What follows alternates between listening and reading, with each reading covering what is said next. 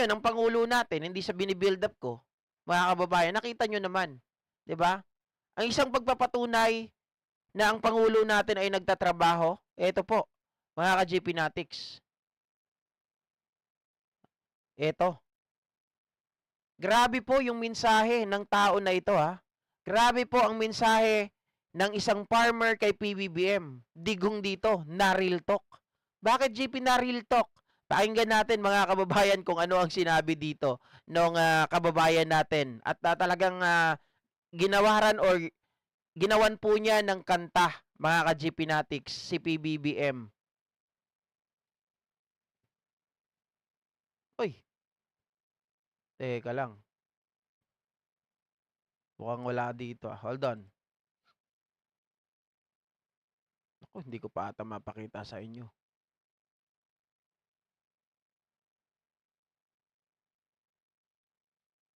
Teka lang ah. My bad.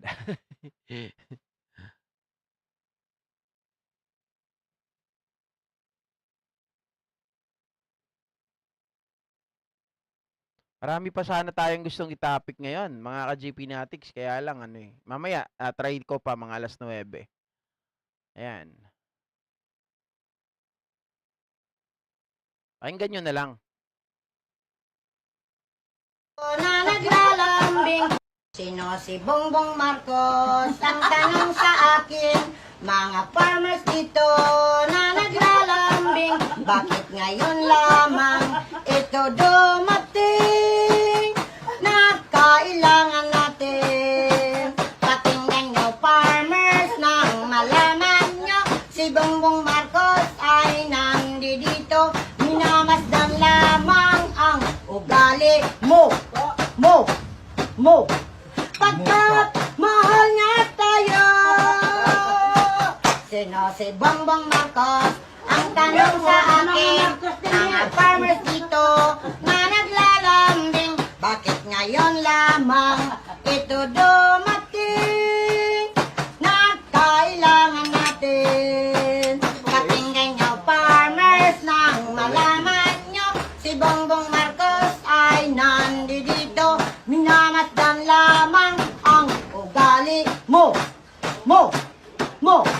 Pagkat mahal niya tayo, para tayo sabay umasinso. Pakinggan niya farmers nang malaman niya si Bongbong Marcos ay nandito, minamasdan lamang ang ugali nyo. Pagkat mahal niya tayo. Panalo, mga kababayan, di ba? So, alam niyo, nakakataba ng puso yung ganitong bagay kasi nakikita nila yung ginagawa ng Pangulo natin. So, pinag-uusapan ang tema ng kanyang kanta dito, siya ay nagpapasalamat kay Pangulong Bongbong Marcos, mga kababayan. Kasi nga, anong ginagawa ni Pangulong Bongbong Marcos? Pinagmamasdan yung mga kababayan natin, inaalam yung problema. 'Di ba? Yung mga farmers, ang ginawa niya, tayo, yung mga farmers natin, nung when we came across na sila po ay makausap natin, sa Pangasinan, nagpunta kami dyan, mga ka-GP Natics. Nakausap natin yung mga farmers. Tapos ang sinasabi nila, nung panahon daw ni Digong, hindi sila pinapansin. Walang ginagawa para sa kanila. So yung mga farmers natin, 'di ba, may mga utang sila. Halos, mga kababayan, ang nangyayari, paano naman nila ngayon ang iniisip ng mga magulang? Halimbawa ako, yung nakausap ko na ganyan, sabi niya, "Sir, alam nyo, paano bilang isang magulang?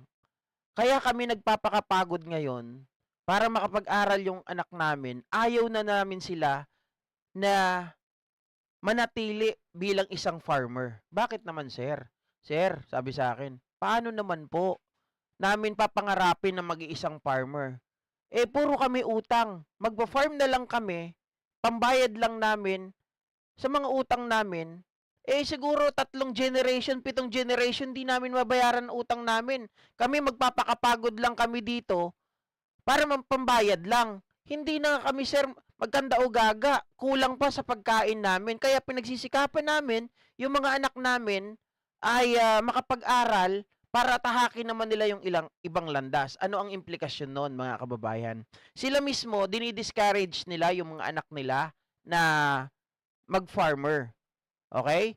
O kaya naman, sabihin natin na magkaroon ng business sa farm. Okay?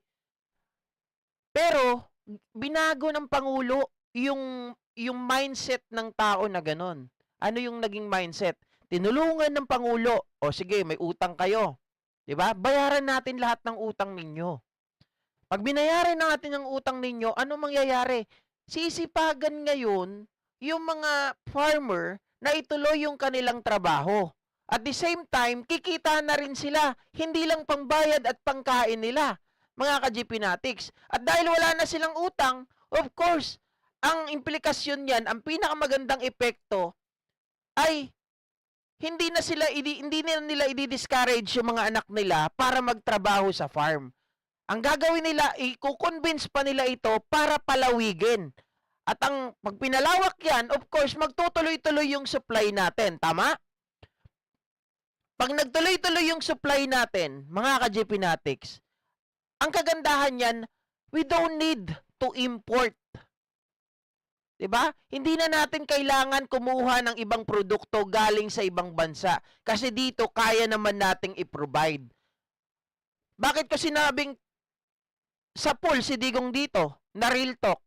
Kasi mga ka-GPnatics, kapag itong mga farmer natin, hindi mo binigyan yan ng pagkakataon, at ang tinulungan mo lang, yung puro importation, sino nakikinabang sa importation?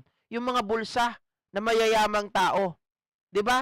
Yung mga farmers natin, dahil kumukuha ka import ng import, galing sa ibang bansa, ipupunta mo dito, yung produkto natin nagiging mura.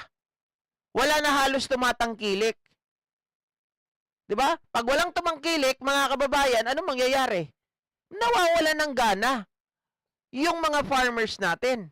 Pero kapag sila ay nagtatrabaho ganado, mga ka-GPnatics, dahil alam nila na ang presidente ay nakatingin sa kanila, gaganahan ang mga ito. Dahil ginanahan, yung produkto, dadami.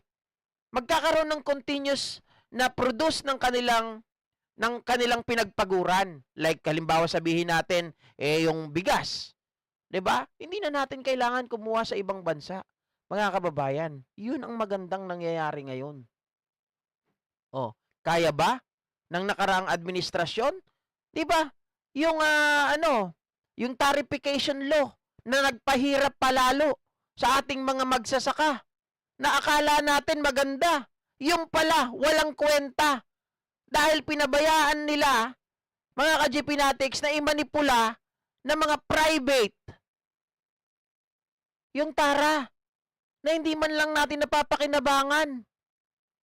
Iniipit tayo at ginigisa sa sarili nating mantika. Pero ang Pangulo natin ay may magandang nagagawa.